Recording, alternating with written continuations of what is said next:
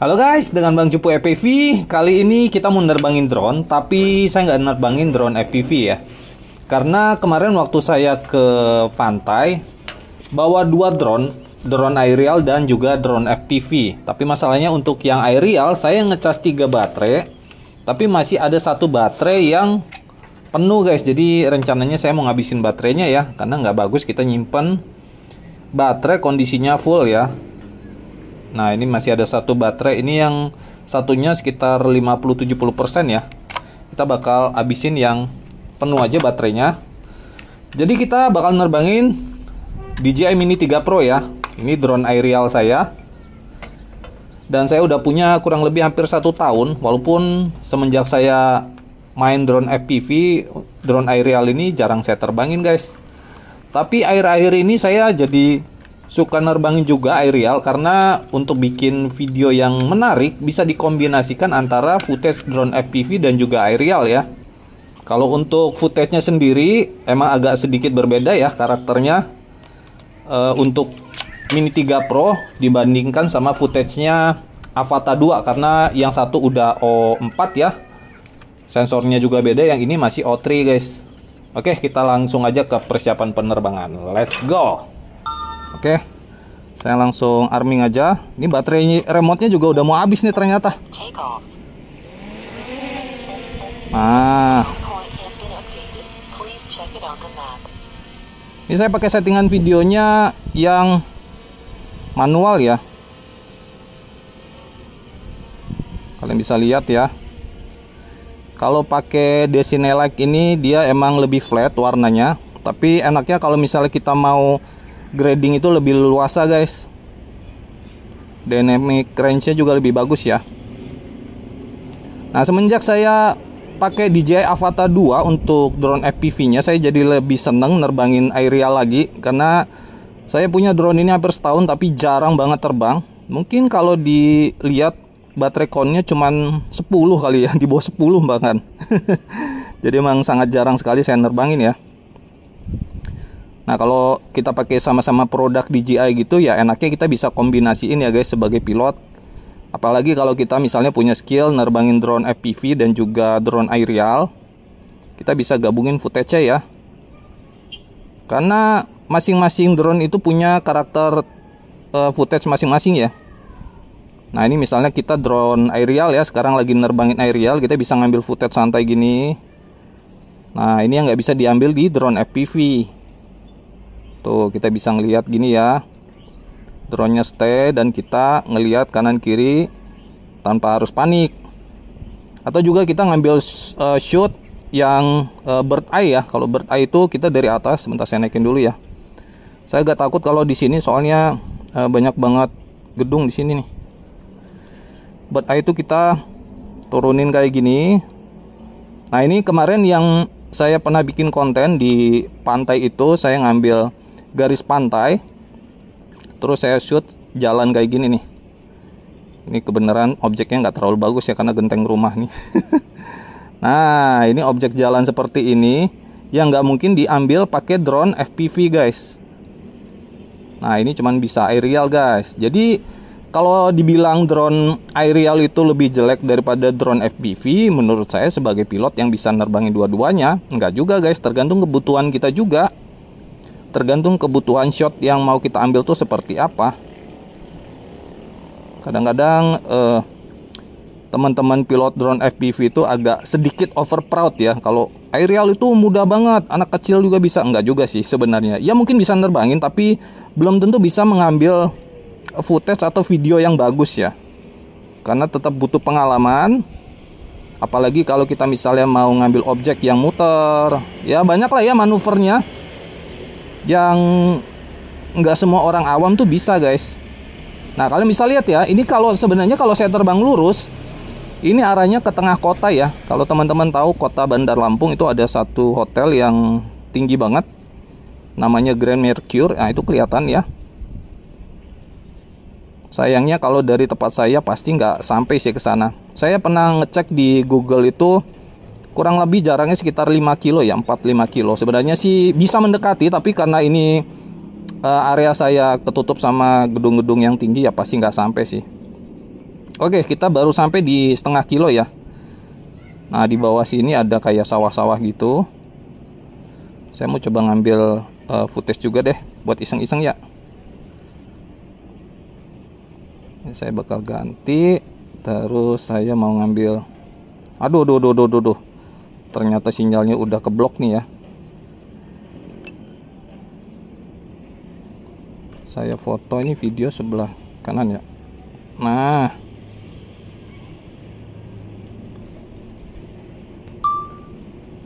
kita ambil, maju, set. Ini kadang-kadang saya bikin kayak gini, video footage gini buat bikin posting di Instagram, buat tambah-tambahan footage aja guys. Oke, kita mau coba jalan lagi ya.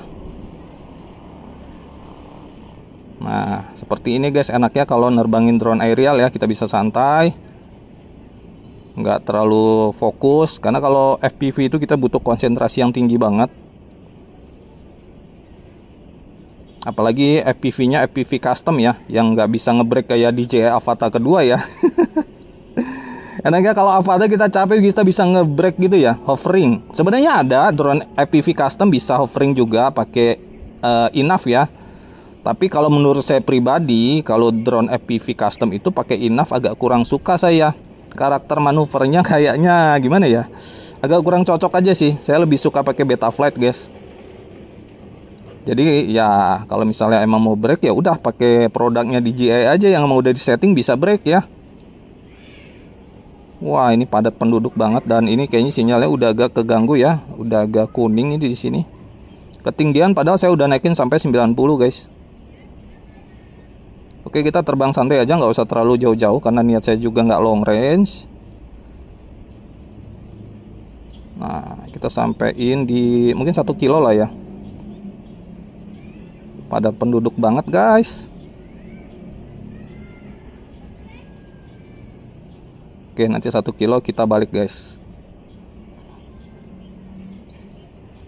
Nah, udah 1 kilo kita bakal balik. Sebentar. Nah ini nih ya, kalau misalnya kita udah terbang terus belok itu kadang-kadang suka hilang sinyal itu karena mungkin antenanya terhalang ya. Rumah-rumah semua guys. Saya bakal balik ke posisi home point. Dan kalau kalian lihat ini juga agak sedikit fog ya. Sebenarnya bukan fog sih ini. Saya bilangnya haze ya. Jadi mungkin ini uap air, saya juga nggak tahu. Oh, ini ada sawah-sawah. Saya suka sawah-sawah ya. Walaupun ini sawahnya di tengah kota dan nggak terlalu luas, lumayan lah ya bisa ngeliat sawah ya. Mungkin kalau di tempat teman-teman banyak yang tinggal di dekat sawah, enak banget kalau nerbangin drone di dekat sawah ya. Aduh, ini malah mau ngambil footage, malah hilang sinyal guys.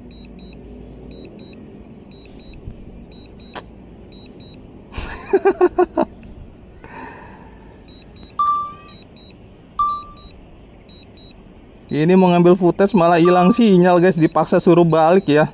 Ya sudahlah, nggak apa-apa, kita pulang aja lah.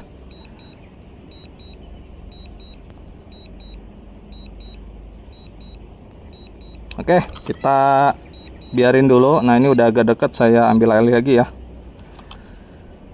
Ya seperti ini guys, kalau nerbangin drone di tempat saya itu ada beberapa arah yang kita nggak bisa terbang jauh karena banyak halangan dan interferensi.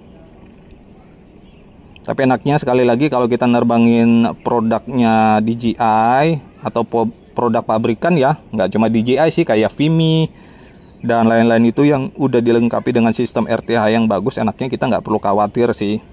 Selama kita terbang itu bukan kondisi hujan atau juga anginnya kenceng itu ya, kalau misalnya hilang sinyal ya dia bakal balik guys. Oke, kita mau coba ngambil lagi guys. Ini saya gagal lagi tadi mau ngambil ya. Nah, kita ngambil dari sini ya. Posisi baterai masih di 64% ya, jadi masih aman. Nah, kita bakal coba ngambil.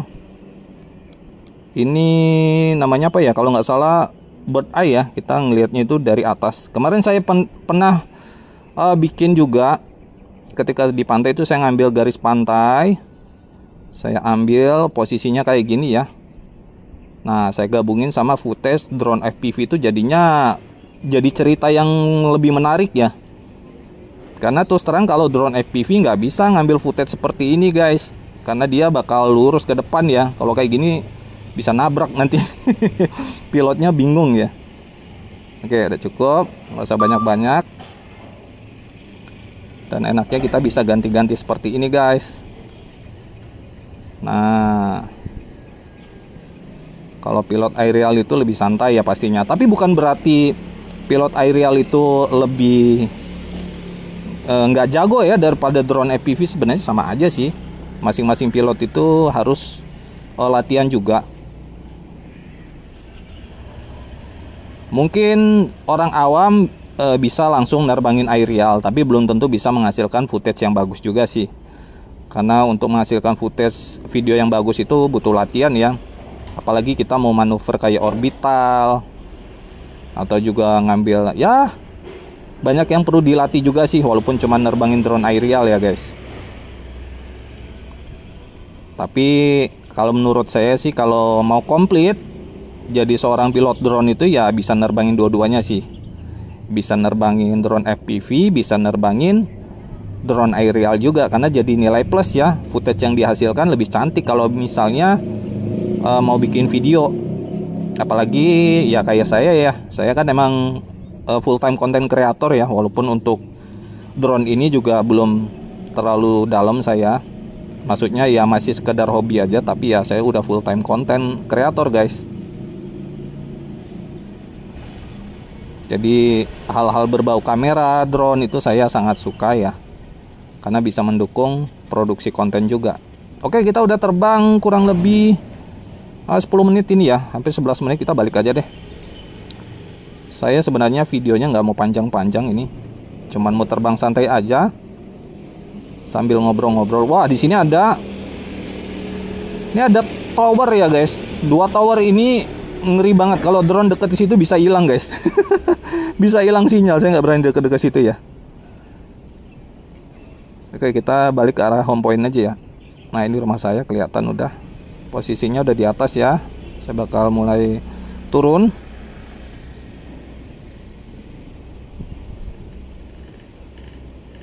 Kalau untuk DJI Mini 3 Pro ini sebenarnya gambarnya udah bagus. Tapi kalau misalnya footage-nya digabung dengan DJI Avata kedua, ketika di grading itu karakter warnanya itu agak sedikit berbeda ya. Terus terang lebih apa ya? Lebih bagus Avata 2 mungkin karena teknologinya juga lebih baru ya. Selain itu dia untuk color profile-nya juga udah pakai Cinelog M ya. Beda sama ini yang Cinelike. Jadi ketika di grading itu ada sedikit perubahan, tapi ya nggak apa-apa lah, dipakai dulu aja ya. Karena kalau misalnya mau upgrade ke drone Mini 4 Pro juga kayaknya nggak terlalu worth it sih kalau saya lihat ya. Mungkin saya tunggu nanti keluar versi yang lebih baru saya coba upgrade. Lagian sayang ini remote-nya udah saya FCC hack juga, dan FCC hacknya juga berbayar guys. Waktu itu kalau nggak salah saya beli berapa ya, kurang lebih itu 1 jutaan lah ya. Saya beli sama orang Rusia guys. Jadi banyak teman-teman yang nanya gimana cara FCC hack. Waduh, saya nggak bisa jelasin ya, karena emang agak sedikit ribet dan nggak semua versi firmware-nya itu support. Jadi karena saya belinya itu sebelum update firmware keberapa gitu, dia masih bisa. Tapi kalau firmware kalian udah diupdate ke versi terbaru itu udah nggak bisa hacknya guys. Oke, saya bakal landing aja ya. Nah, ini udah di atas kepala saya bakal landing di tangan aja. Aduh, ini kenapa dia menjauh? Sini yuk.